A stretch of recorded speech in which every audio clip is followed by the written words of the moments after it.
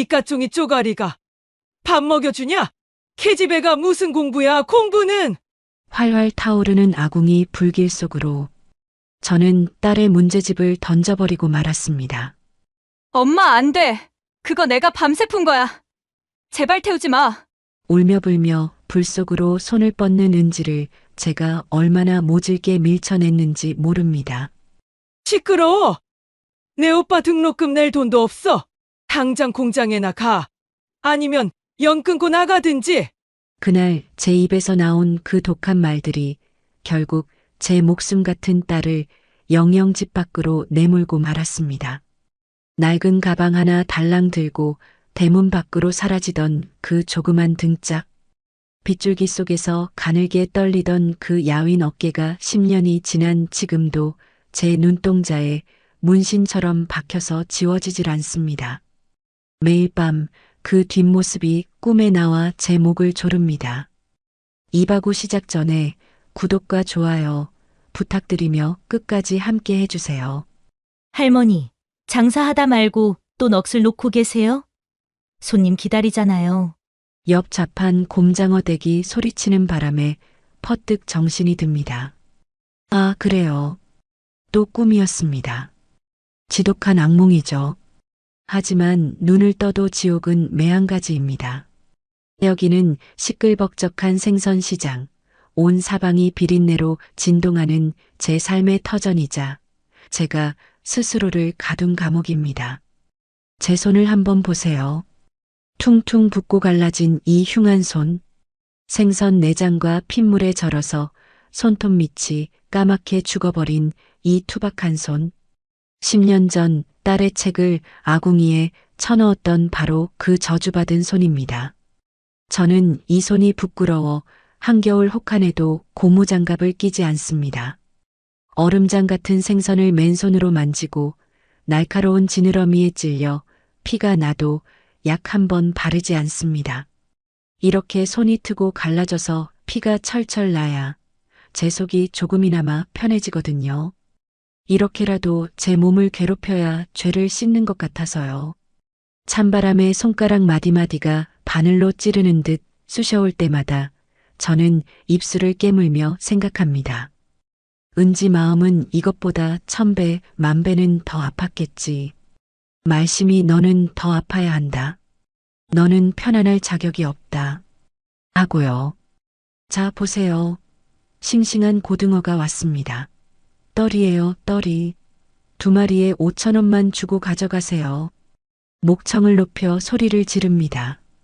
목소리가 쇠가 긁히는 것처럼 갈라지고 쉰 소리가 나지만 멈출 수 없습니다. 제 목소리가 시장의 소음에 묻히지 않도록 더 크게, 더 악착같이 소리칩니다. 제 허리춤에 찬 전대, 그 속에 꼬깃꼬깃 접힌 지폐들이 제 유일한 목숨줄입니다. 시장 사람들은 저보고 지독한 짠순이라고 수군댑니다. 점심때가 되면 다들 식당에서 뜨끈한 국밥이라도 시켜 먹는데 저는 구석에 쭈그리고 앉아 집에서 싸온 찬밥에 물 말아 먹으니까요. 반찬이라곤 쉰 김치 한 조각이면 족합니다. 다방 커피 한 잔 값도 아까워 자판기 앞을 그냥 지나칩니다. 맞습니다. 저 돈에 미친 늙은이 맞습니다. 하지만 제가 이 돈을 저 잘 먹고 잘 살자고 모으는 게 아니에요. 10년 전 큰아들 놈 사업한다고 집안 기둥뿌리까지 다 뽑아먹고 빈털터리가 되었을 때 비로소 깨달았습니다. 내가 헛똑똑이었구나. 내 딸 인생을 망치고 그 귀한 돈을 엉뚱한 데 썼구나. 피눈물을 흘리며 후회했습니다. 그래서 이 악물고 모읍니다. 우리 은지, 혹시라도 어디선가 살아서 만난다면 그때 주려고요. 엄마가 미안했다. 엄마가 죽을 죄를 지었다. 이거 가지고 가서 그토록 하고 싶던 공부 마저 해라. 맛있는 것도 사 먹고 예쁜 옷도 사 입어라. 그 말 한마디 하면서 쥐어주려고 10년 동안 썩은 생선 내장 뒤집어쓰며 악착같이 모은 돈입니다. 이 돈은 단순한 종이 쪼가리가 아닙니다. 제 피고, 제 눈물이고, 제 뼈아픈 후회 덩어리입니다. 그런데 야속한 세월은 저를 기다려주지 않나 봅니다. 요즘 들어 자꾸만 가슴 한복판이 뻐근해집니다. 꼭 누가 젖은 수건으로 심장을 꽉 짜내는 것처럼 숨이 턱턱 막혀와요. 가끔은 눈앞이 핑 돌면서 생선들이 2개, 3개로 겹쳐 보입니다. 말씀 할머니, 병원 좀 가보세요. 안색이 흑빛이에요. 옆집 새댁이 걱정스레 말하지만 저는 손사래를 칩니다. 병원비가 어디 있습니까? 그 돈이면 우리 은지 따뜻한 밥 한 끼라도 더 사 먹일 수 있는데요. 저 같은 죄인에게는 아픈 것도 사치입니다. 약 먹을 돈으로 적금을 붓는 게 낫습니다. 은지야? 오늘도 고등어 좌판을 정리하고 있는데 저기 시장 입구 쪽에 낯익은 뒷모습이 보입니다.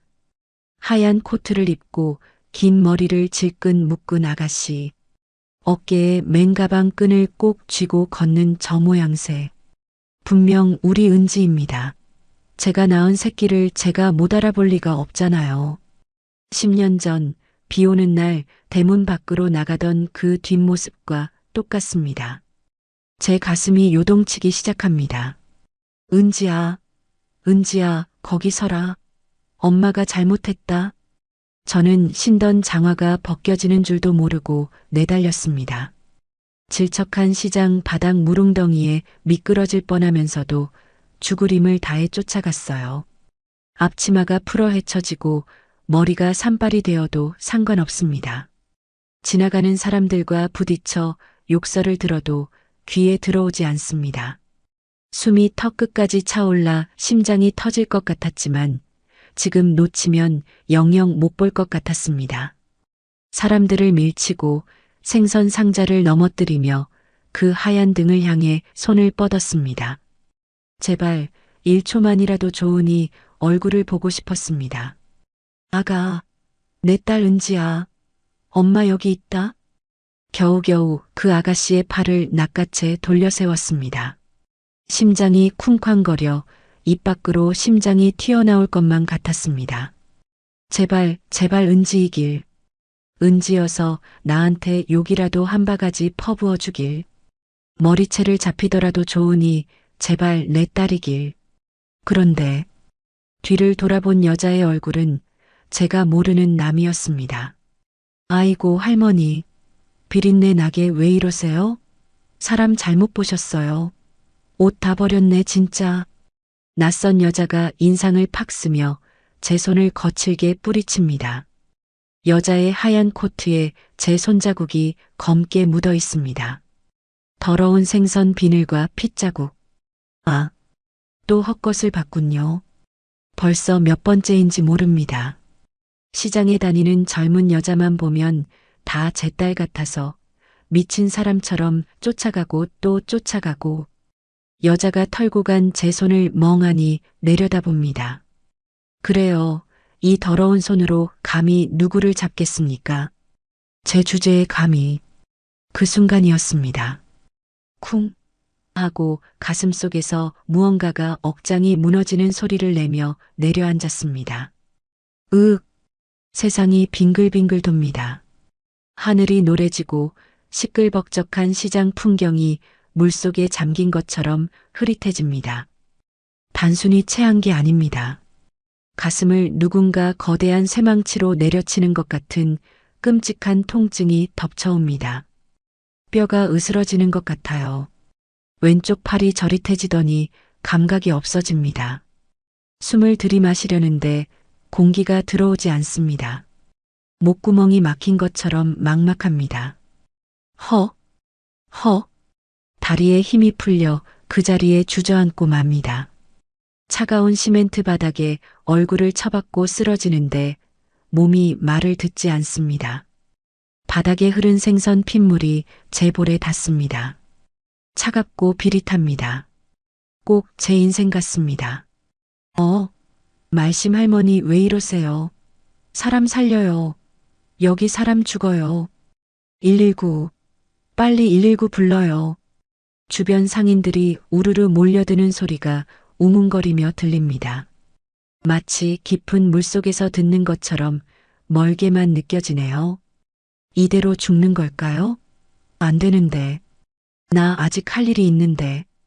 우리 은지 얼굴도 못 봤는데. 사과도 못 했는데. 엄마가 미안하다, 사랑한다. 그 말 한마디를 아직 못 전했는데. 밥은 먹고 다니는지, 어디서 아픈 데는 없는지. 그거 확인하기 전엔 눈을 감을 수가 없는데. 은지야, 엄마가 미안해. 제발 한 번만 엄마 앞에 나타나 다오. 하느님, 제발 저를 불쌍히 여기신다면 딱 한 번만 제 딸을 보게 해주세요. 제 눈앞이 캄캄해집니다. 희미해지는 의식 속에서 삐뽀삐뽀 요란한 구급차 사이렌 소리가 들려옵니다. 점점 가까워지는 그 소리가 마치 저를 데리러 온 저승사자의 발소리 같아서 저는 마지막 힘을 다해 굽은 손가락을 허공으로 뻗어봅니다. 잡고 싶습니다. 내 딸의 옷자락이라도. 하지만 잡히는 건 차가운 시장 바닥의 허공뿐입니다. 그렇게 저는 가슴에 10년 묵은 돌덩이를 매단 채 칠흑 같은 어둠 속으로 빨려 들어갔습니다. 은지야. 보고 싶다, 은지야. 비. 규칙적이고 차가운 기계음 소리가 귓가를 때립니다. 여기가 어딜까요? 지옥일까요? 아니면 아직 이승의 끝자락을 붙잡고 있는 걸까요? 온몸이 물에 젖은 솜처럼 무겁습니다. 눈꺼풀이 천근만근이라 떠지질 않습니다. 코끝에는 지긋지긋한 생선 비린내 대신 톡 쏘는 소독약 냄새가 진동합니다. 아, 병원이구나. 누군가 나를 기어이 병원으로 데려왔구나. 환자분, 제 목소리 들리세요? 눈 좀 떠보세요. 혈압 60에 40? 맥박이 너무 약해. 교수님 호출해. 다급한 목소리들이 웅웅거리며 머리 위를 떠다닙니다. 낯선 손길들이 제 옷을 가위로 자르고 차가운 젤 같은 것을 가슴에 바릅니다. 수치스럽다는 생각조차 들지 않습니다. 그저 너무 춥고 너무 무서워서 엄마를 찾는 어린아이처럼 입술만 달달 떨릴 뿐입니다. 은지야, 은지야. 속으로 수천 번 딸의 이름을 부릅니다. 죽기 전에 저승 가는 길동무로 이름이라도 실컷 불러보고 싶어서요. 그때였습니다. 아수라장 같은 응급실의 소음 속에서 제 심장을 꿰뚫는 목소리가 들려왔습니다. 바이탈 사인 체크하세요. 에피네프린 투여하고 심전도 모니터 계속 띄워요. 너무나 차분하고 서늘할 정도로 냉정한 목소리. 하지만 저는 알 수 있었습니다. 10년 동안 단 하루도 잊어본 적 없는 목소리. 꿈결에도 들으면 벌떡 일어날 수 있는 그 목소리. 내 딸 은지입니다.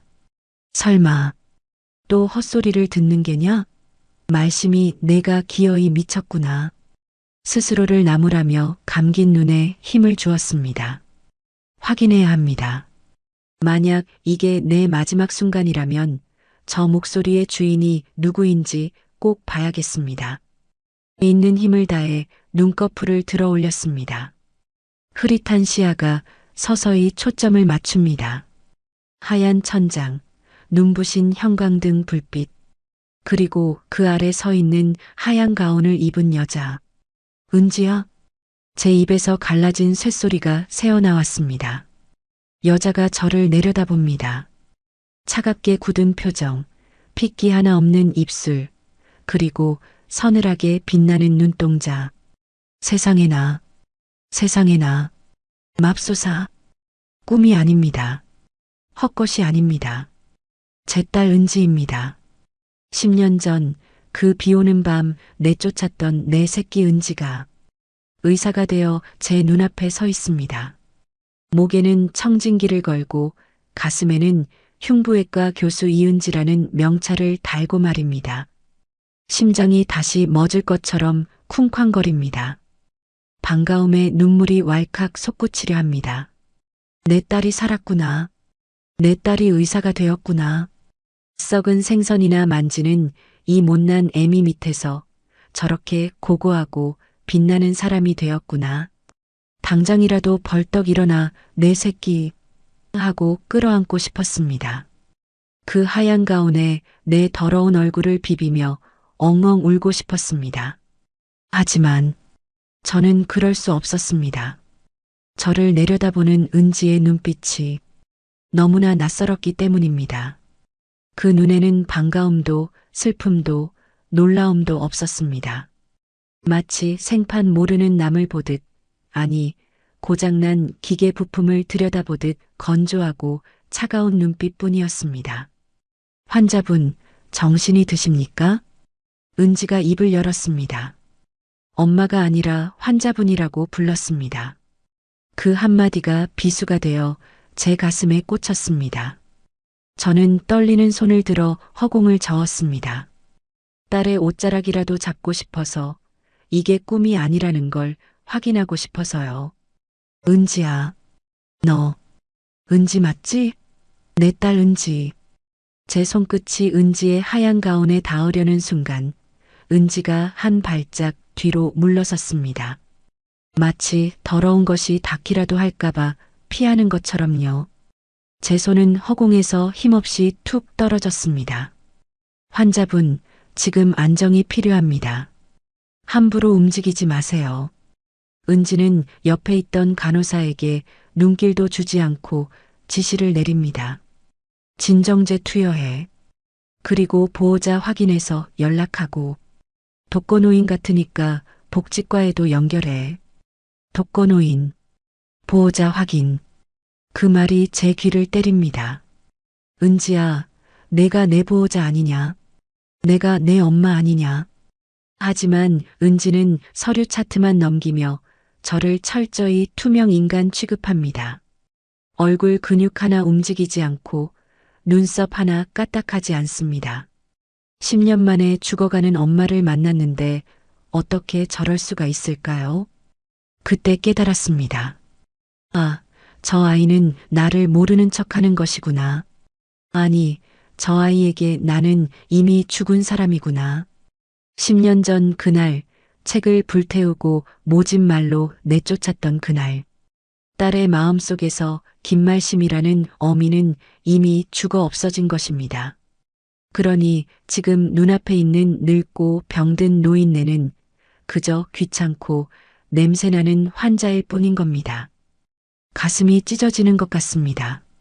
차라리 왜 이제 나타났어? 엄마 때문에 내가 얼마나 고생했는지 알아? 하고 소리라도 질러줬으면 좋겠습니다. 멱살을 잡고 흔들며 욕이라도 해줬으면 좋겠습니다. 그러면 미안하다, 잘못했다 빌기라도 할 텐데. 저 차가운 무관심이, 저 서늘한 침묵이 욕설보다 더 아프게 제 뼈를 깎아내립니다. 선생님, 아니 교수님. 저 환자가 자꾸 교수님을 쳐다보는데요. 옆에 있던 젊은 의사가 눈치를 보며 묻습니다. 은지는 차트를 탁 덮으며 짧게 대답합니다. 선망 증세야. 쇼크 오면 흔히 있는 일이니까 신경 쓰지 마. 선망. 헛것을 보고 헛소리를 하는 증상. 딸은 저를 미친 노인네 취급하며 돌아섭니다. 또각또각 구두 굽소리를 내며 멀어지는 딸의 뒷모습. 하얀 가운 자락이 펄럭이는 그 모습이 10년 전 빗속으로 사라지던 그 뒷모습과 겹쳐 보입니다. 그때는 제가 내쫓았지만 지금은 제가 버림받았습니다. 인과응보. 그래요. 이게 다 제가 지은 죄의 대가입니다. 그래. 은지야. 내가 맞다. 나 같은 게 무슨 엄마라고. 너는 의사 선생님이고 나는 시장 바닥생선 장수인데 내가 내 앞길을 막으면 안 되지. 내가 너를 아는 척하면 내 그 깨끗한 가운에 생선 비린내라도 뵐까봐. 그래서 그러는 거지. 눈물이 주르륵 흘러 귀를 타고 베개를 적십니다. 소독약 냄새가 섞인 쓴 눈물입니다. 몸은 움직일 수 없지만 정신은 그 어느 때보다 또렷하게 고통을 느낍니다. 응급실의 차가운 공기보다 더 시린 딸의 냉대가 제 온몸을 얼어붙게 만듭니다. 간호사가 제 팔에 주사바늘을 꽂습니다. 따끔한 통증과 함께 약 기운이 퍼져나갑니다. 정신이 다시 몽롱해집니다. 차라리 이대로 영영 잠들었으면 좋겠습니다. 딸이 나를 모른 척하는 이 비참한 현실을 다시 마주하느니 차라리 꿈속에서라도 10년 전 그날로 돌아가 딸의 손을 잡아주고 싶습니다. 책 태워서 미안하다. 나가라고 해서 미안하다. 엄마가 잘못했다. 입속말로 중얼거리지만 소리는 나오지 않습니다. 멀리서 은지가 다른 환자를 보며 걱정 마세요. 제가 살려드릴게요라고 말하는 소리가 들립니다. 다른 사람에게는 저렇게 따뜻한 의사 선생님인데 나에게는 얼음장 같은 남이구나. 제 시야가 점점 어두워집니다. 마지막으로 보이는 것은 응급실 천장의 하얀 불빛과 저 멀리서 분주하게 움직이는 내 딸의 흐릿한 형체뿐입니다. 은지야, 부디 훌륭한 의사가 되어라. 이 못난 엄마는 잊고 보란듯이 잘 살아라. 그게 내가 너에게 해줄 수 있는 마지막 선물인 것 같구나. 심전도 모니터 소리가 자장가처럼 들려옵니다. 비. 저는 깊은 절망의 늪으로, 아니 딸이 파놓은 차가운 침묵의 바다로 가라앉습니다. 눈을 뜬 지 반나절이 지났습니다. 저는 지금 6인실 병동 구석 침대에 쥐 죽은 듯 누워 있습니다. 커튼을 반쯤 치고 이불을 머리끝까지 뒤집어 쓴 채 말입니다. 마치 죄인처럼 숨을 죽이고 있습니다. 아니, 저는 죄인이 맞습니다. 회진 돌겠습니다. 교수님 오십니다.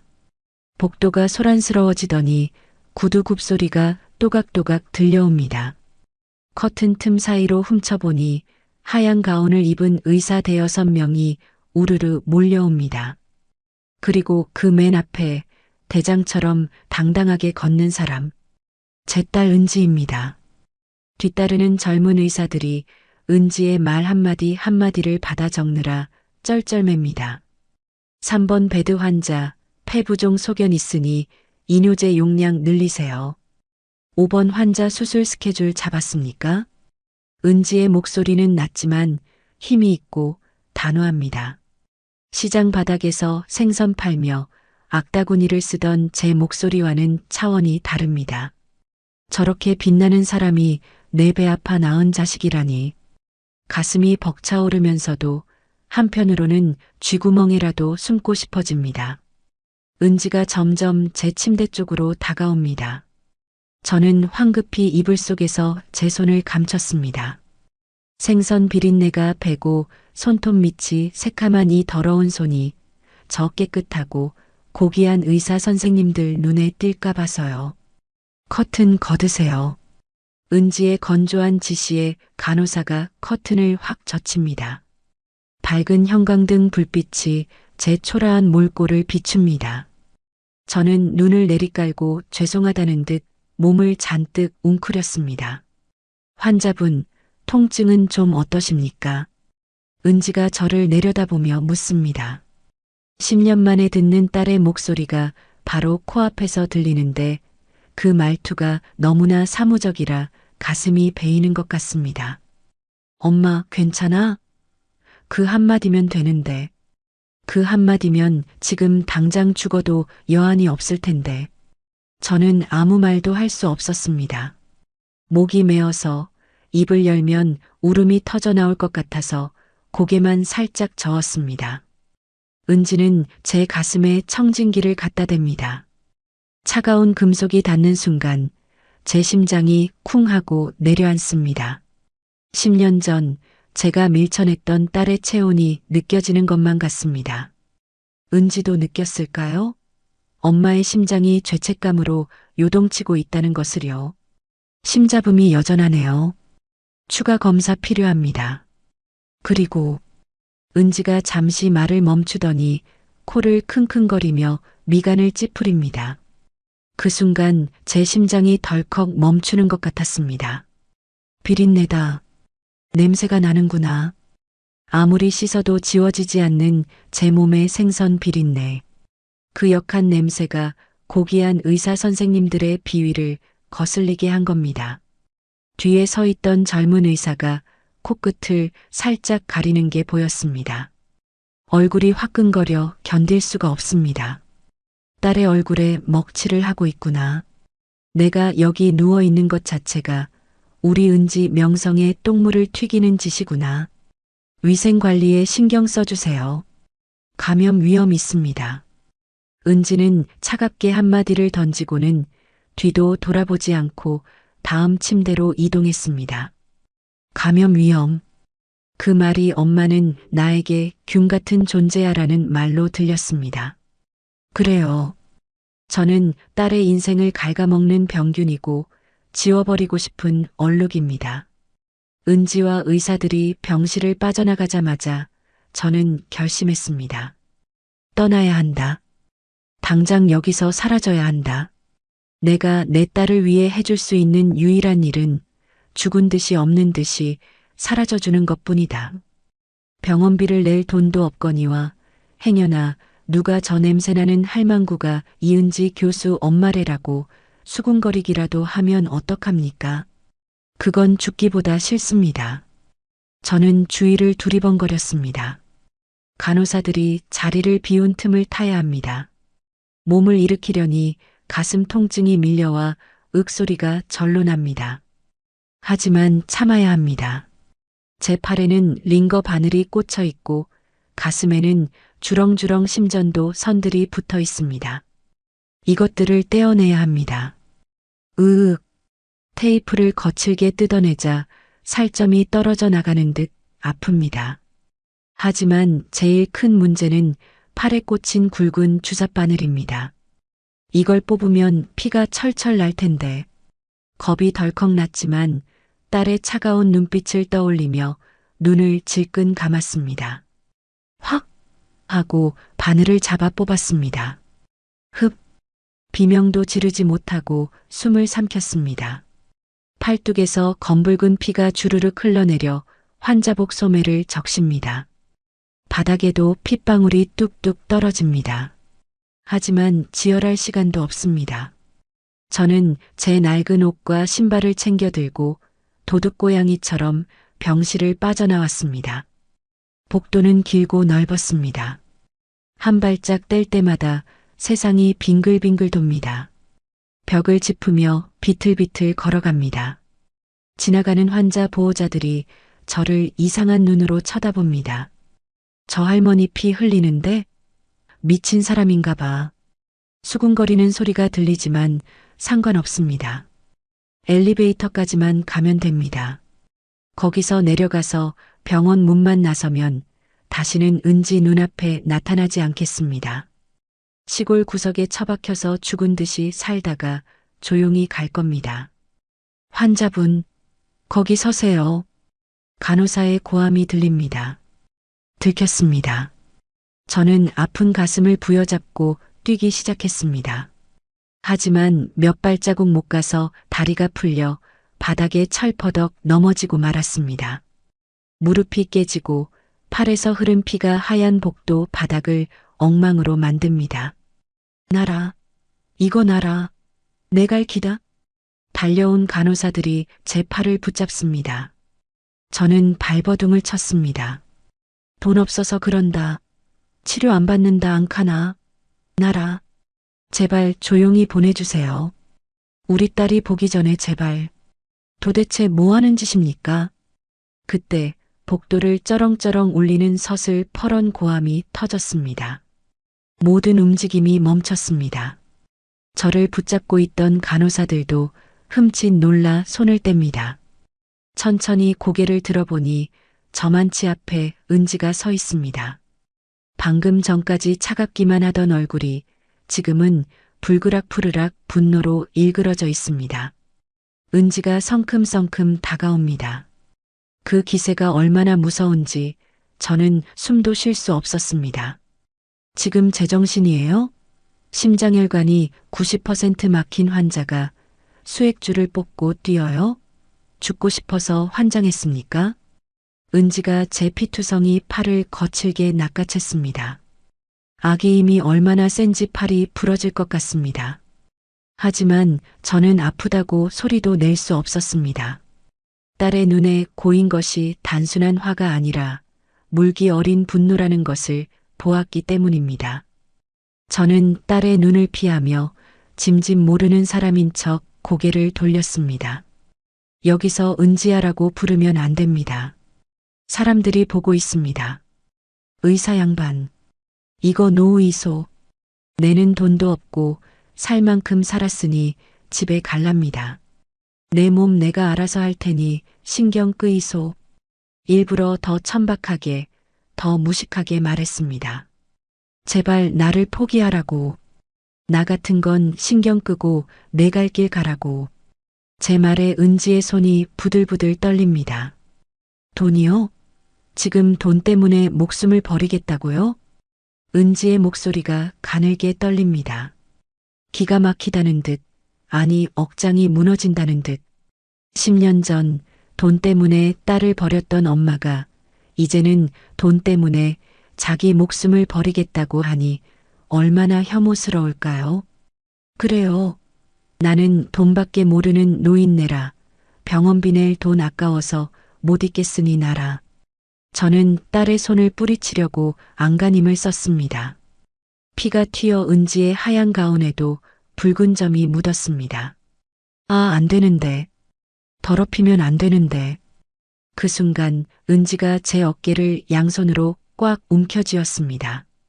그리고는 저를 벽으로 밀어붙이며 낮지만 처절한 목소리로 으르렁거렸습니다. 누구 맘대로 가요. 누구 맘대로 죽어. 내가 허락 안 해. 절대 못 가. 은지의 눈에서 기어이 눈물 한 방울이 툭 떨어집니다. 하지만 표정은 여전히 도끼를 품은 채입니다. 주변 사람들이 숨을 죽이고 우리 모녀를 쳐다봅니다. 이 환자 당장 휠체어 태워서 병실로 옮겨요. 그리고 손발 묶어서라도 못 나가게 해요. 침대 난간에 억제돼 채우란 말입니다. 은지가 간호사들에게 소리칩니다. 그것은 의사의 지시가 아니라 딸의 절규였습니다. 제발 가지 말라고, 내 눈앞에서 또 사라지지 말라고 울부짖는 어린아이의 투정 같았습니다. 강제로 휠체어에 태워지는 제 눈에 돌아서서 눈물을 훔치는 은지의 뒷모습이 들어옵니다. 어깨가 들썩입니다. 울고 있구나. 내 딸이 울고 있구나. 도망치는 것조차 허락되지 않는 이 질긴 인연. 저는 힘없이 휠체어에 몸을 맡겼습니다. 팔에서 흐르는 피보다 딸의 눈물이 더 뜨겁게 제 가슴을 데웁니다. 그래, 잡혀주마. 내가 원한다면 이 감옥에 갇혀주마. 내가 욕을 하고 화를 내도 좋으니 내 눈에 띌 수만 있다면 염치불구하고 조금만 더 곁에 있어보마. 멀어지는 딸의 하얀 등을 보며 저는 속으로 피눈물을 삼켰습니다. 저는 지금 침대에 묶여 있습니다. 양손목이 하얀 끈으로 침대 난간에 결박되어 꼼짝도 할 수 없습니다. 억제되라고 하더군요. 제가 또 링거줄을 뽑고 도망칠까봐 은지가 내린 특별 지시랍니다. 짐승처럼 묶여있는 꼴이라니. 지나가는 사람들이 힐끔거리며 혀를 찹니다. 저 할머니 치매인가 봐. 아까 복도에서 난동 부리더니 결국 묶였네. 수군거리는 소리가 바늘처럼 귀를 찌르지만 저는 아무 대꾸도 하지 않고 벽만 바라봅니다. 창피함보다는 아까 복도에서 악을 쓰며 울던 은지의 얼굴이 자꾸만 아른거려 가슴이 미어집니다. 제 팔뚝에는 붕대가 감겨 있습니다. 아까 제가 억지로 바늘을 뽑아 생긴 상처입니다. 은지가 직접 소독하고 감아주었습니다. 말 한마디 없이 입술을 꽉 깨문 채 떨리는 손으로 약을 바르던 그 모습. 저는 그때 숨소리조차 낼 수 없었습니다. 딸의 손끝에서 전해지는 미세한 떨림이 엄마, 제발 좀, 제발, 이라고 말하는 것 같아서요. 저녁이 되자 병실이 소란스러워집니다. 간호사들이 분주하게 왔다 갔다 하고 옆 침대 보호자들이 쑥덕거립니다. 야, 들었어? 그 독한 이은지 교수 말이야. 이번에 징계받을 수도 있대. 왜? 수술 잘하기로 소문난 사람이잖아. 아, 글쎄, 가족 수술은 본인이 못하게 되어 있는데 자기가 기어이 집도하겠다고 고집을 피운다네. 병원장이랑 한바탕 난리가 났대. 심장이 덜컥 내려앉습니다. 징계라니요? 가족 수술이라니요? 그게 무슨 소립니까? 제가 가족인 걸 병원 사람들이 다 알게 되었단 말입니까? 그리고 은지가 제 수술을 직접 하겠다고요? 안 됩니다. 절대 안 됩니다. 저 같은 늙은이 살리자고 그 귀한 의사 면허에 흠집이라도 나면 어떡합니까? 저는 몸을 비틀어 묶인 손을 풀려고 안간힘을 썼습니다. 손목이 쓸려 빨갛게 부어오르고 쓰라렸지만 멈출 수 없었습니다. 은지를 말려야 합니다. 병원장 바짓가랑이라도 잡고 빌어야 합니다. 내 딸은 잘못 없소. 이 늙은이가 주책이라 그렇더라고 해명해야 합니다. 그때 병실 문이 열리고 낯익은 얼굴들이 들어옵니다. 아까 회진 때 은지 뒤를 따르던 젊은 의사들입니다. 그들은 제가 자는 줄 아는지 침대 발치에서 차트를 보며 낮은 목소리로 이야기를 나눕니다. 야, 김 선생. 솔직히 이 환자 수술 누가 맡고 싶겠냐? 나이도 70 넘었고 심장 상태는 걸레짝이지. 게다가 폐도 안 좋아서 마치 깨어날 확률도 반반인데. 맞아. 괜히 수술하다가 사망이라도 하면 사망률 통계만 올라가잖아. 흉부외과 과장님도 그래서 피하는 눈치던데. 그러니까 이 교수가 저렇게 나서는 거지. 남한테 맡기면 대충 하다가 죽게 놔둘 것 같으니까. 자기 엄마니까 눈에 불을 켜는 거야. 제 귀를 의심했습니다. 다른 의사들은 저를 가망 없는 환자, 죽어도 상관없는 통계 수치로 보고 있었던 겁니다. 걸레짝 같은 심장, 대충 하다가 죽게 놔둘 것 같다. 그 끔찍한 말들이 비수가 되어 제 가슴을 후벼 팠습니다.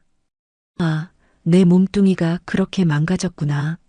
남들이 보기엔 그냥 폐기 처분해도 될 고물차 같은 거구나. 그런데 내 딸 은지는 남들이 다 포기하려는 저를 살리겠다고 혼자서 그 모든 화살을 맞으며 싸우고 있는 겁니다. 자기 엄마니까. 그 말이 왜 이렇게 아프고 서러운지요. 10년 동안 연락 한 번 안 한 매정한 딸인 줄 알았는데 사실은 누구보다 엄마를 살리고 싶어 하는 효녀였던 겁니다. 내가 뭐라고. 나 같은 죄인 살리겠다고 제 앞길까지 막아가며 젊은 의사들이 나가고 병실에는 다시 정막이 찾아왔습니다. 밤 12시가 넘은 시간. 창밖에는 비가 추적추적 내립니다. 10년 전 은지를 내쫓던 그날 밤처럼 비가 옵니다. 저는 이불을 머리까지 뒤집어 쓰고 소리 죽여 울었습니다. 끄끄 새어나오는 울음소리를 삼키느라 목이 타들어갔습니다. 은지야, 이 미련한 거사. 그냥 놔두지.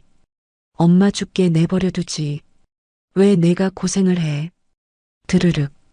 조심스럽게 병실 문이 열리는 소리가 들립니다. 저는 황급히 눈물을 훔치고 자는 척을 했습니다. 발소리를 죽이며 누군가 제 침대 곁으로 다가옵니다.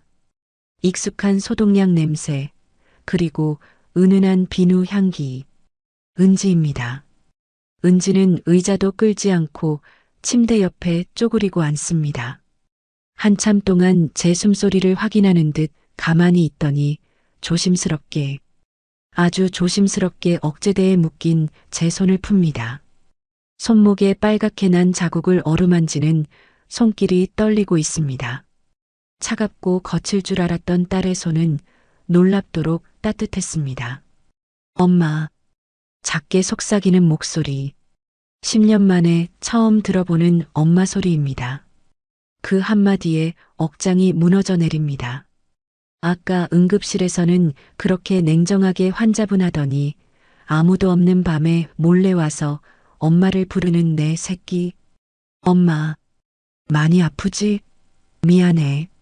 내가 이렇게 묶어놔서 미안해. 제 손등 위로 뜨거운 물방울이 뚝뚝 떨어집니다. 은지가 제 손에 얼굴을 묻고 웁니다. 어깨를 들썩이며 소리 내지 않으려고 입을 틀어막고 웁니다. 그 울음소리가 빗소리에 섞여 제 가슴을 적십니다. 나 엄마 미워서 이러는 거 아니야.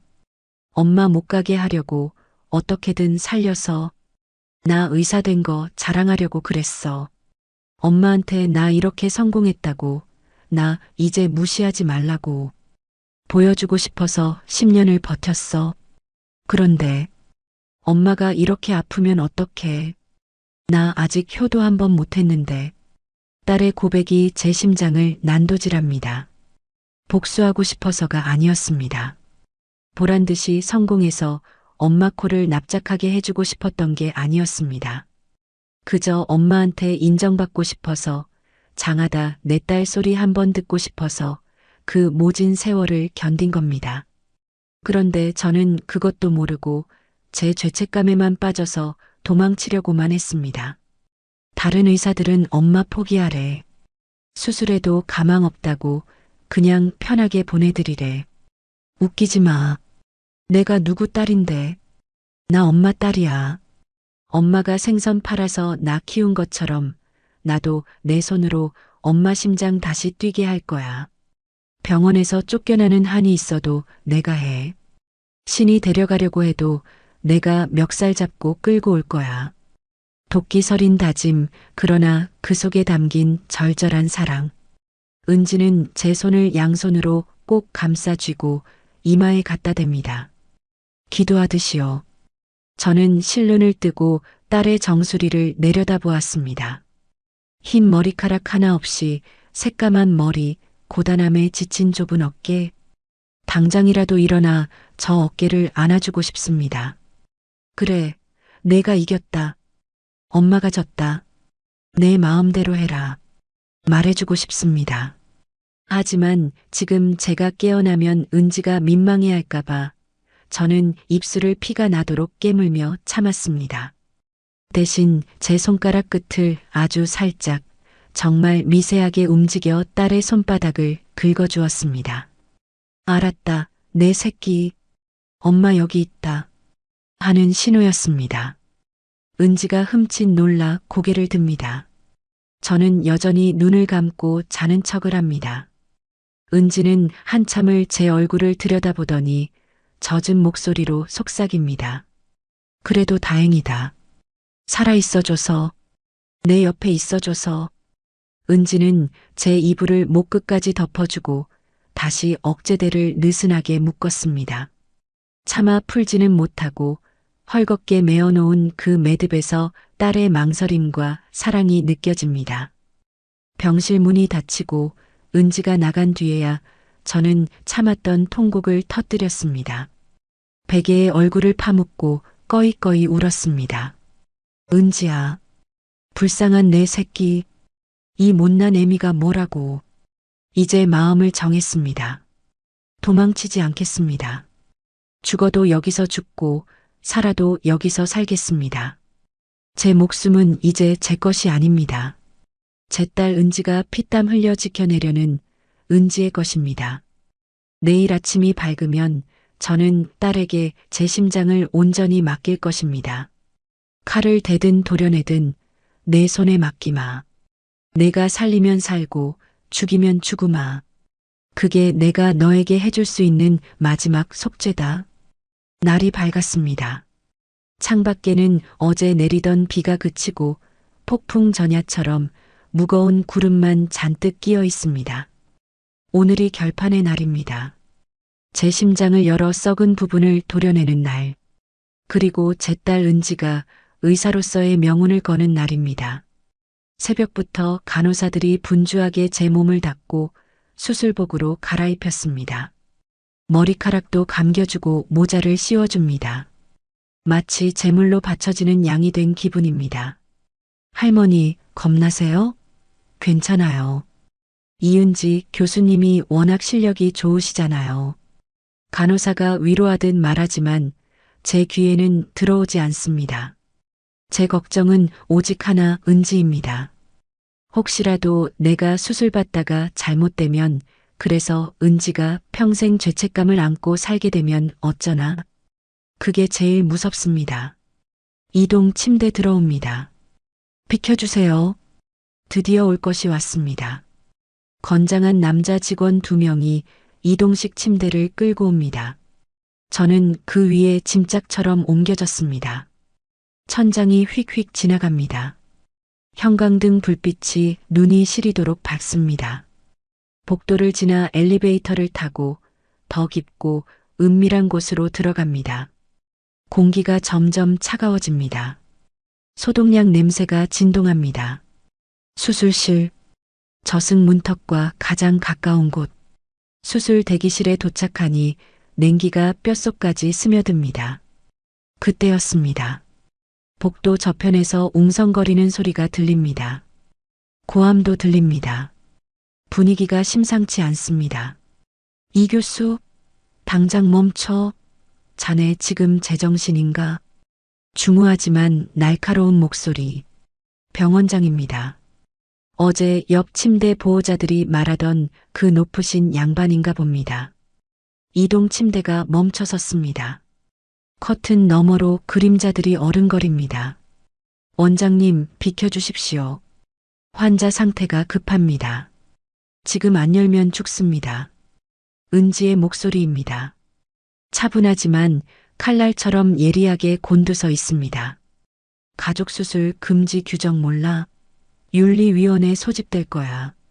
자네 의사 면허 박탈될 수도 있어. 다른 교수한테 넘겨. 김 과장이 집도하게 해. 김 과장님은 이 수술 자신 없다고 하셨습니다. 그리고 이 환자 케이스, 제가 제일 잘 압니다. 제가 아니면 안 됩니다. 오만하지 마.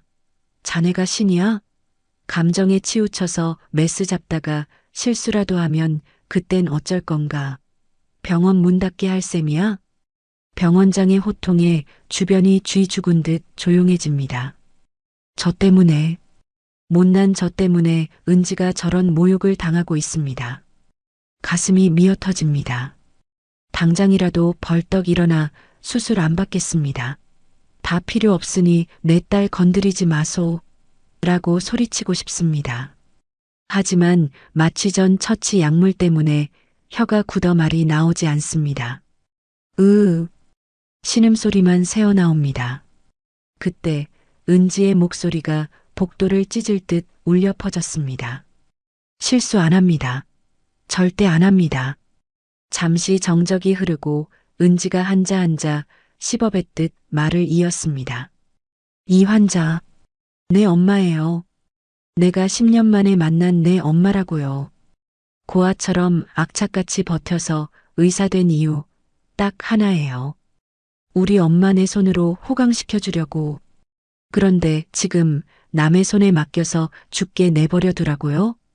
그럴 바엔 차라리 의사 면허 반납하겠습니다. 가운 벗을 테니 비키세요. 내 엄마 심장, 저 말고는 아무도 못 건드립니다. 쿵, 쿵, 쿵. 제 심장이 북소리처럼 울립니다. 내 엄마예요. 은지가 만천하에 공표했습니다. 냄새나는 생선 장수가 자기 엄마라고. 부끄러워 숨기는 게 아니라 자랑스럽게 내놓고 싸우고 있습니다. 커튼 너머로 들리는 딸의 거친 숨소리가 제 심장 박동과 하나가 되어 뛰는 것 같습니다.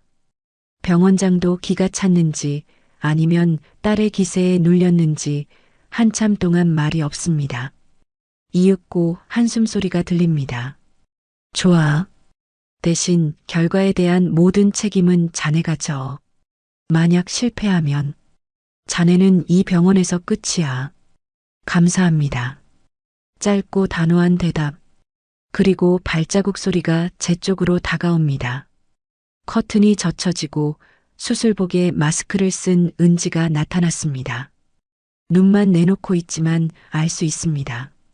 그 눈이 붉게 충혈되어 있다는 것을. 방금까지 병원장과 싸우느라 쏟아낸 에너지가 고스란히 느껴집니다. 은지는 제 얼굴을 내려다보며 잠시 멈칫합니다. 제가 깨어 있다는 걸 몰랐나 봅니다. 우리는 말없이 서로를 응시했습니다. 10년 전 아궁이 불빛 아래서 서로를 노려보던 눈빛과는 다릅니다. 지금은 서로를 살리고 싶어하는 간절하고 애틋한 눈빛입니다. 은지가 떨리는 손으로 제 이마를 짚어줍니다. 차가운 라텍스 장갑의 감촉이지만 그 안의 온기는 뜨겁습니다. 환자분, 아니 엄마, 걱정 마. 한숨 자고 일어나면 다 끝나 있을 거야. 내가 꼭 살릴게. 저는 굳어가는 손을 간신히 들어 딸의 장갑 낀 손을 잡았습니다. 그리고 미리 간호사 몰래 수술동에서 귀퉁이에 적어두었던 글귀를 떠올렸습니다. 지장 대신 삐뚤빼뚤하게 적은 세 글자. 사랑해. 은지도 그걸 받겠지요. 은지야. 겨우 입을 떼어 쇳소리를 냈습니다. 믿는다. 은지의 눈에서 눈물 한 방울이 툭 떨어져 마스크를 적십니다. 은지는 고개를 세차게 끄덕이고는 다시 냉철한 의사의 눈빛으로 돌아갑니다. 마취 시작해. 바이탈 체크하고 개용 준비. 수술실 문이 열리고 저는 눈부신 조명 아래 수술대 위로 옮겨졌습니다. 차가운 공기, 기계들의 알림소리, 금속 기구들이 부딪히는 소리. 마취과 의사가 제 얼굴에 산소 마스크를 씌웁니다. 할머니, 숨 크게 들이마시세요. 하나, 둘, 셋. 의식이 몽롱해집니다. 천장에 불빛이 흐려집니다. 마지막으로 보이는 것은 수술대 옆에 서서 메스를 들고 있는 내 딸 은지의 모습입니다. 비장합니다. 마치 전쟁터에 나가는 장수 같습니다. 은지야, 엄마 심장 너한테 준다. 마음대로 해라. 메스. 은지의 짧은 외침과 함께 제 가슴 위로 차가운 날이 닿는 기분이 듭니다. 그리고 갑자기 경고음이 길게 울립니다. 혈압 떨어집니다. 40에 20, 심정지입니다. 출혈이 너무 심해. 시야가 확보 안 됩니다. 다급한 외침들이 귓가에서 웅웅거립니다. 어둠 속에서 누군가 소리칩니다. 엄마, 안 돼. 제발. 은지의 비명일까요? 아니면 제 영혼의 비명일까요? 붉은 피가 분수처럼 솟구치는 환영을 보며 저는 깊은 심연 속으로 가라앉았습니다. 제발. 은지 손에 피를 묻히지 말게 하소서. 제발. 삐. 끊어질 듯 이어지던 붉은 실이 툭 하고 끊어진 소리. 수술실 모니터에 일직선이 그려집니다. 심정지. 죽음의 신호입니다. 어레스트. 석션 더해. 시야 확보 안 되잖아. 혈압 제로입니다. 교수님, 환자 잃습니다. 수술실은 아수라장이 되었습니다. 제 가슴을 열자마자 뿜어져 나온 피가 수술포를 적시고 바닥으로 뚝뚝 떨어집니다. 비릿한 피 냄새가 소독약 냄새를 집어삼킵니다. 은지의 하얀 가운은 이미 붉게 물들었습니다. 보안경 너머 은지의 눈동자가 지진이라도 난 듯 흔들립니다. 안 돼. 안 돼. 엄마 안 돼. 은지는 메스를 집어 던지고 열린 제 가슴 위로 손을 넣어 직접 심장을 마사지하기 시작합니다. 작고 따뜻한 심장을 두 손으로 감싸 쥐고 일정한 박자로 쥐어짭니다. 짜내고 놓고, 짜내고 놓고. 제발 뛰어. 제발 뛰란 말이야. 나 아직 엄마한테 해줄 거 많단 말이야. 은지의 절규가 수술실 천장을 때립니다. 옆에 있던 마취과 교수가 다급하게 말립니다. 이 교수, 그만해. 이미 늦었어. 뇌 손상 온다고. 사망 선고해야 해. 닥쳐요. 누가 사망이야. 내 엄마 안 죽었어. 바이탈 돌아올 때까지 아무도 손 못 대. 은지는 미친 사람처럼 심장을 주무릅니다. 땀과 눈물이 뒤섞여 마스크 속으로 흘러내립니다. 하지만 제 심장은 야속하게도 묵묵부답입니다. 차갑게 식어갈 뿐입니다. 그 시각 저는 꿈속을 헤매고 있었습니다. 매캐한 연기 냄새, 타탁 타탁 타는 소리. 아, 또 10년 전 그날입니다. 지겹도록 반복되던 악몽의 현장. 제 앞에는 10년 전의 젊은 은지가 울면서 서 있습니다. 제 손에는 딸의 문제집이 들려 있고 아궁이 불길은 시뻘건 혀를 날름거리며 책을 달라고 아우성칩니다. 평소의 꿈이라면 저는 여기서 책을 던져버리고 딸을 밀쳐내야 합니다. 그리고 평생 후회하며 깨어나야 합니다. 그게 정해진 각본이었습니다. 하지만 오늘은 다릅니다. 어디선가 엄마 제발 하는 은지의 목소리가 들려왔기 때문입니다. 그 목소리가 너무나 처절해서 제 영혼을 뒤흔들었습니다. 안 돼. 이번엔 안 된다. 2번 다시 내 새끼 눈에 피눈물 나게 안 할 거다. 저는 불길 속으로 던지려던 책을 가슴에 품었습니다. 그리고 울고 있는 은지에게 다가갔습니다. 엄마. 놀란 은지가 뒷걸음질 칩니다. 저는 와락 딸을 끌어안았습니다. 비쩍 마른 몸, 땀 냄새와 섞인 비누 냄새. 내 딸의 냄새입니다. 은지야. 미안하다. 엄마가 미친년이었다. 엄마가 잘못했다. 엄마. 공부해라. 하고 싶은 거 다 해라. 엄마가 생선 아니라 내 장기를 팔아서라도 너 의사 만들어줄게. 그러니까 가지 마라. 제발 엄마 곁에 있어 다오. 꿈속의 은지가 엉엉 울음을 터뜨리며 제 품에 파고듭니다. 그 따뜻한 체온이 제 가슴으로 전해집니다. 아궁이 불길이 서서히 사그라들고 대신 따뜻한 햇살이 비추기 시작합니다. 저는 딸의 등을 토닥이며 속삭입니다. 은지야, 포기하지 마라. 엄마 여기 있다. 엄마 안 죽는다. 너 두고 절대 안 간다. 에피네프린 1 앰플 더. 제세동기 200줄 충전. 현실의 수술실. 은지는 포기하지 않았습니다. 마지막 수단으로 전기 충격을 가하려 합니다. 차지. 샷. 쾅. 제 몸이 허공으로 튀어올랐다 떨어집니다. 탄 냄새가 납니다. 하지만 모니터는 여전히 일직선입니다. 한 번 더. 250줄. 차지. 교수님, 이제 그만. 시끄러워. 차지. 샷. 쾅. 2번째 충격. 은지의 손끝이 하얗게 질렸습니다. 제발. 하나님 제발이요. 제가 다 잘못했어요. 제가 벌 받을게요. 우리 엄마만 살려주세요. 의사 안 해도 좋아요. 그냥 엄마랑 밥 한 끼만 먹게 해주세요. 은지는 바닥에 주저앉을 듯 비틀거리면서도 다시 패드를 잡습니다. 3번째 충격.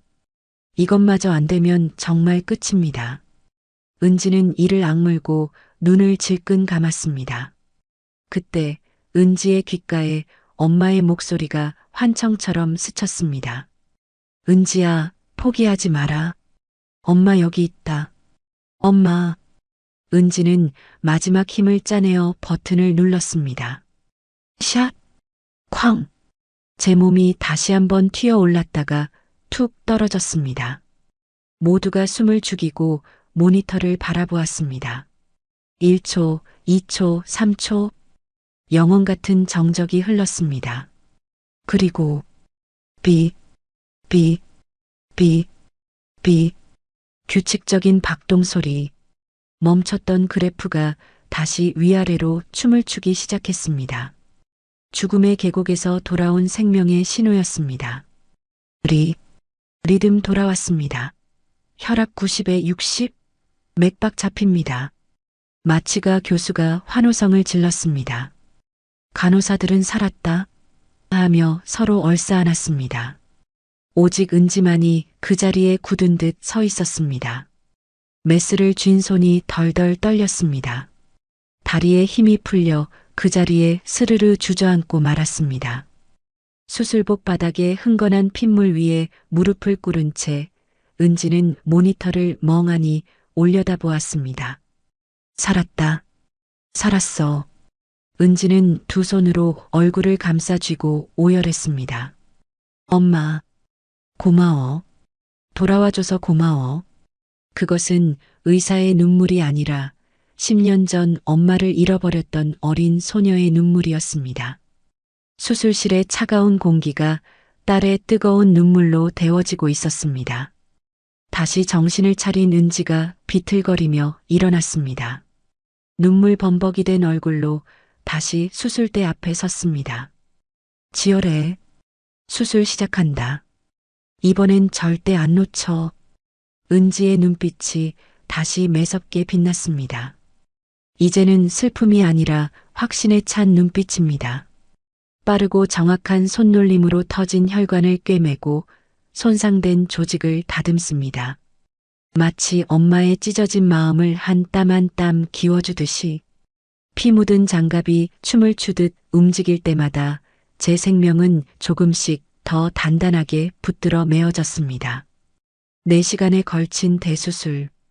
봉합 끝났습니다. 수고하셨습니다.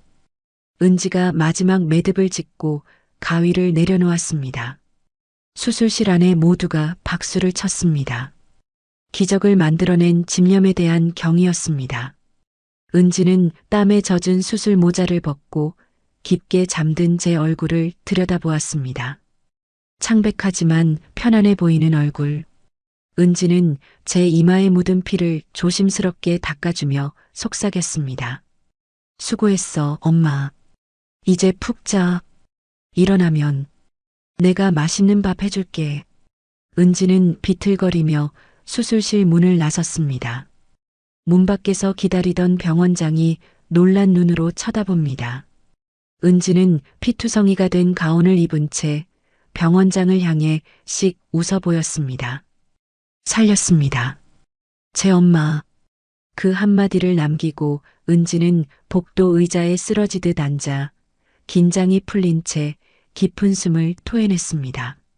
창밖 구름 사이로 한 줄기 햇살이 비쳐 들어와 피 묻은 은지의 손을 따뜻하게 감싸주었습니다. 마치 꿈속에서 제가 잡아주었던 그 손길처럼요. 물, 목구멍이 타들어가는 것 같습니다. 사막 한가운데 버려진 것처럼 입안이 바짝 말라 혀가 입천장에 달라붙습니다. 눈을 뜨려고 애를 써보지만 눈꺼풀이 천겹의 솜니불처럼 무겁습니다. 여기가 어딜까요? 꿈속에서 은지와 화해했던 그 꽃밭일까요? 아니면 다시 그 지긋지긋한 생선시장 바닥일까요? 몸을 움직여 보려는데 가슴 한복판에 묵직한 돌덩이를 올려놓은 듯한 압박감이 느껴집니다. 숨을 쉴 때마다 뻐근한 통증이 밀려옵니다. 아, 아프다. 그런데 이상하게도 그 통증이 반갑습니다. 아프다는 건 살아있다는 증거니까요. 저승에는 고통이 없을 테니 저는 아직 이승에 붙어 있는 게 분명합니다. 신음소리를 내며 간신히 눈을 떴습니다. 흐릿한 시야 사이로 하얀 천장이 보입니다. 눈이 시리도록 밝은 형광등 불빛, 규칙적으로 들리는 기계음 소리, 삐, 삐, 삐. 이 소리는 이제 저에게 자장가처럼 편안하게 들립니다. 제 심장이 뛰고 있다는 소리니까요. 고개를 아주 천천히 옆으로 돌렸습니다. 그리고 보았습니다. 침대 바로 옆 불편한 보조의자에 몸을 구겨 넣고 쪽잠이 든 사람. 제 딸 은지입니다. 가슴이 뭉클해집니다. 은지의 모습이 말이 아닙니다. 늘 단정하게 빗어 넘겼던 머리카락은 헝클어져서 이마를 덮었고 그 깨끗하던 하얀 의사 가운에는 아직도 붉은 핏자국이 희미하게 남아 있습니다. 제 피겠지요. 얼굴은 반쪽이 되었습니다. 눈 밑에는 검은 그늘이 짙게 내려앉았고 입술은 바짝 말라 갈라져 있습니다. 저 아이가 나를 살리겠다고 얼마나 고생을 했을까.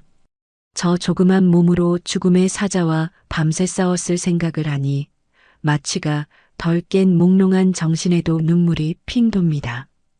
저는 손을 뻗어 딸의 머리카락을 넘겨주고 싶었습니다.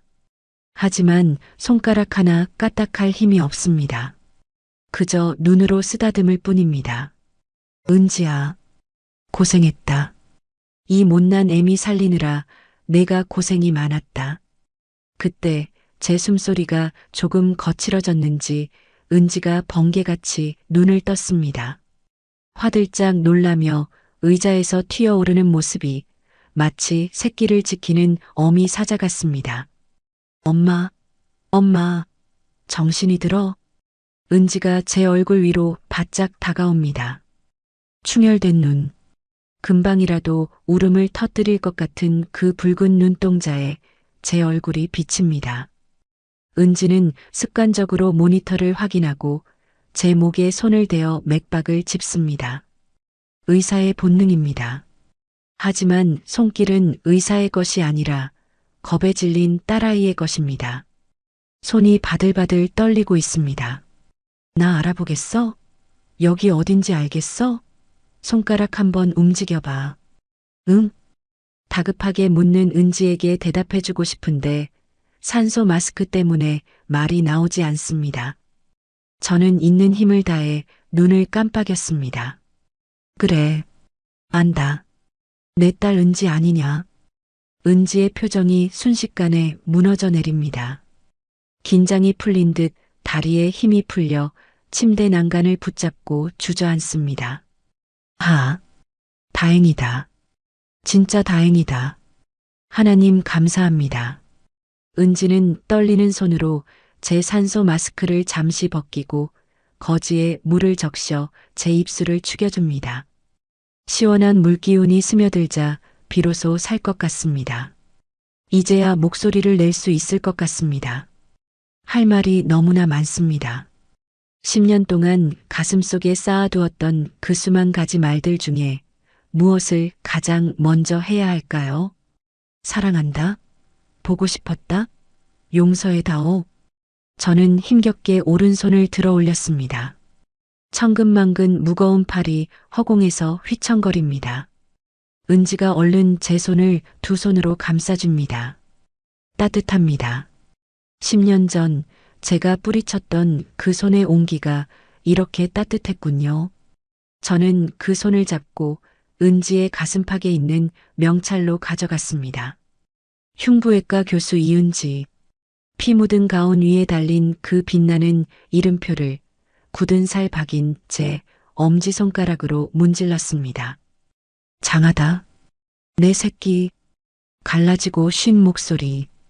바람 빠지는 듯한 소리였지만 제 진심을 꾹꾹 눌러 담은 한마디였습니다. 그 말을 듣는 순간 은지의 눈에서 참았던 댐이 터지듯 눈물이 왈칵 쏟아졌습니다. 엄마, 미안하다. 엄마가 정말 미안하다.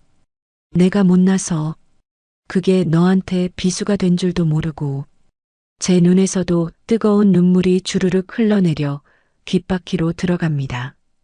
은지는 고개를 세차게 저으며 제 가슴에 얼굴을 파묻습니다. 아니야. 그런 말 하지 마. 내가 미안해. 내가 늦게 와서 미안해. 엄마가 이렇게 아픈 줄도 모르고 나 혼자 잘 먹고 잘 살아서 미안해. 나쁜 딸이라서 미안해. 은지는 어린아이처럼 엉엉 웁니다. 의사 체면도 교수 체면도 다 벗어던지고 제 품에서 통곡을 합니다. 수술실에서는 그토록 냉철하고 강인했던 의사 선생님이 엄마 앞에서는 10년 전 그날 빗속에 서 있던 여린 소녀로 돌아갔습니다. 저는 링거 바늘이 꽂힌 손으로 딸의 등을 토닥였습니다. 괜찮다. 다 괜찮다. 내가 살았고, 우리가 다시 만났으니 그걸로 되었다. 지난 10년의 세월이 그 모진 후회와 원망이 이 눈물 속에 녹아내립니다. 은지야, 나 이제 안 죽어도 되냐? 제 뚱딴지 같은 질문에 은지가 울다가 피식 웃음을 터뜨립니다.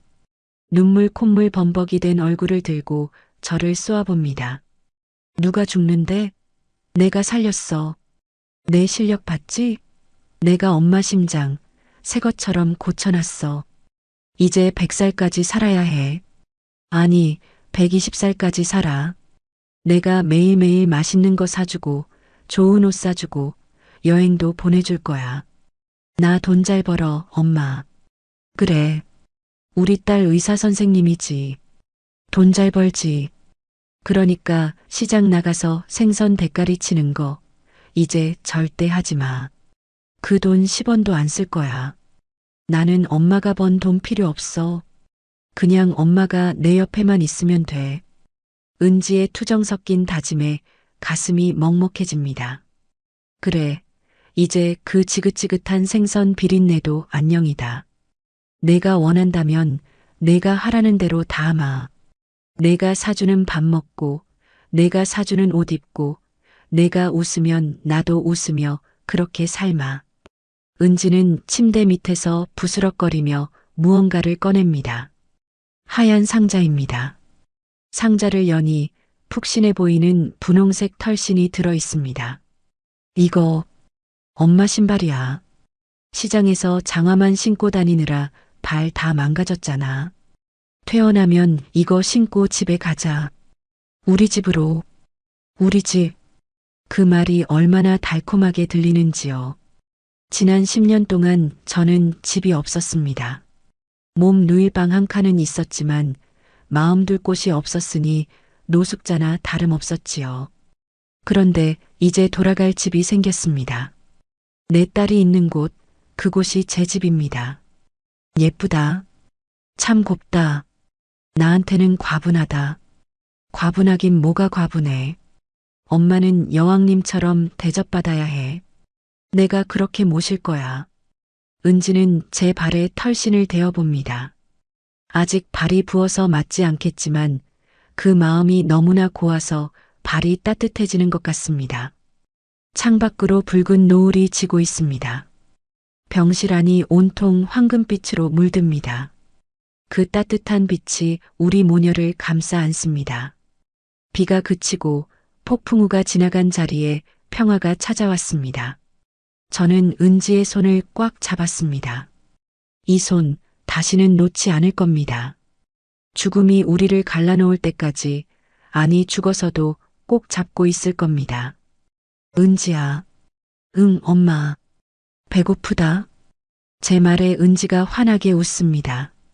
10년 만에 처음 보는 티 없이 맑은 웃음입니다. 알았어. 미움 나올 시간이야. 내가 먹여줄게.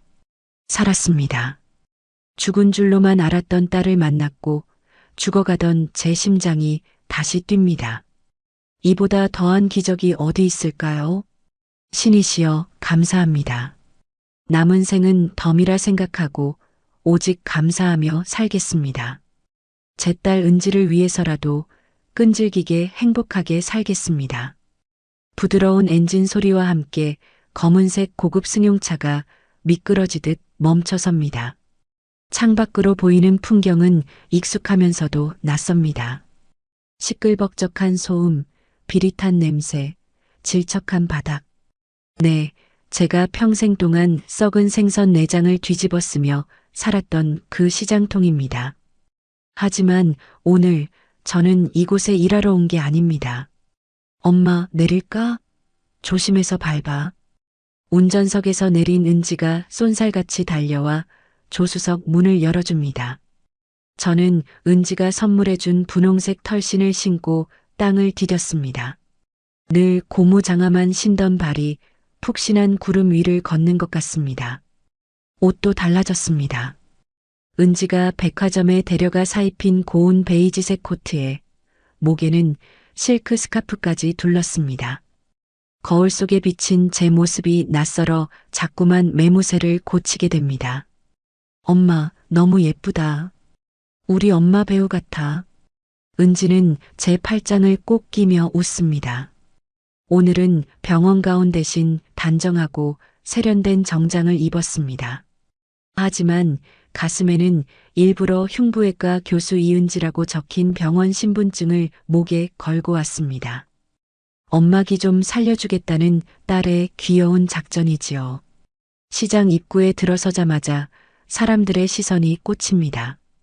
처음에는 못 알아봅니다. 쪼그려 앉아 생선만 다듬던 꾀재재한 말심 할머니가 저렇게 귀부인처럼 변했으니 당연하지요. 어머, 저기 저 멋쟁이 할머니 누구야? 설마 말심 할머니 아니야? 가장 먼저 저를 알아본 건 옆자리에서 수년 동안 티격태격했던 곰장어 댁입니다. 곰장어 댁이 껍질을 벗기던 손을 멈추고 입을 딱 벌립니다. 아이고, 이게 누구여? 말심 형님 아니요? 죽은 줄 알았는데 살아서 왔네. 아니, 얼굴이 왜 이렇게 좋아졌어? 훤하네, 훤해. 그 소리에 주변 상인들이 우르르 몰려듭니다. 채소 가게 아줌마, 건어물 가게 아저씨, 떡집 할머니까지. 세상에, 나는 형님 저승간 줄 알고 육개장 먹을 준비하고 있었는데 이게 무슨 일이야? 로또라도 맞았어? 옷이며 신발이며 때깔이 다르네. 저는 짐짓 여유로운 미소를 지으며 은지의 팔을 토닥였습니다. 지금입니다. 제 인생 하이라이트가 시작되는 순간입니다. 로또는 무슨, 로또보다 더한 게 여기 있는데, 제 말에 사람들의 눈길이 제 옆에 서 있는 은지에게 쏠립니다. 훤칠한 키, 지적인 외모, 그리고 고급스러운 정장까지. 시장 바닥에서는 좀처럼 볼 수 없는 귀한 모습에 사람들이 웅성거립니다. 누구쇼? 며느리? 혹시 집 나갔다는 막내딸? 저는 심호흡을 크게 한 번 했습니다. 가슴속에 10년 묵은 체증이 쑥 내려가는 기분입니다. 저는 시장이 떠나가라 목청을 높였습니다. 고등어 떨이 팔 때와는 비교도 안 되는 힘차고 당당한 목소리였습니다. 그래요. 내 딸 은지입니다. 10년 전 공부하러 갔던 내 막내딸. 지금 대학병원 교수님 됐습니다. 내 죽어가는 심장도 우리 딸이 직접 수술해서 살려냈습니다. 와! 하는 탄성과 함께 박수가 터져 나옵니다. 세상에, 의사가 됐어? 교수가 됐어? 아이고, 말심 할머니 자식, 농사 대박 났네. 어쩐지 딸이 똑소리 나게 생겼더라니. 그동안 저를 보며 혀를 차던 사람들입니다. 자식 복도 지지리도 없지, 돈만 모으다 갈 팔자야라고 수군대던 사람들입니다. 그들의 눈빛이 순식간에 부러움과 경이로움으로 바뀌는 걸 보니 온몸에 전율이 흐릅니다. 수년 동안 찬밥 먹으며 버틴 서름이 눈 녹듯 사라집니다. 그때 은지가 한 발짝 앞으로 나서더니 상인들을 향해 90도로 허리를 숙여 인사합니다. 안녕하세요. 이은지입니다. 그동안 못난 딸 대신 저희 엄마 곁 지켜주셔서 감사합니다. 이모님들 덕분에 저희 엄마가 외롭지 않으셨습니다. 정말 감사합니다. 어쩜 말도 저렇게 예쁘게 할까요? 거들먹거리는 게 아니라 진심으로 고개 숙이는 딸의 모습에 시장 사람들은 더 감동한 눈치입니다. 곰장어 댁이 눈물을 글썽이며 제 손을 잡습니다. 아이고 형님, 복 받았네, 복 받았어. 딸이 저렇게 잘 컸으니 이제 죽어도 여한이 없겠어. 무슨 소리야? 우리 딸이 나 120살까지 살게 해준다는데 나 이제부터 시작이야. 저는 곰장어 댁에게 호탕하게 웃어 보였습니다. 그리고 허리춤을 더듬었습니다. 아, 맞다. 전대를 안 찼지. 저는 은지가 사준 고급 핸드백에서 지갑을 꺼냈습니다. 빳빳한 5만원권 지폐가 두둑합니다. 여기 있는 사람들, 오늘 점심 내가 다 쏩니다. 떡 돌릴 테니까 실컷들 드쇼. 그리고 곰장어댁, 제일 싱싱한 장어 5만원어치만 싸줘.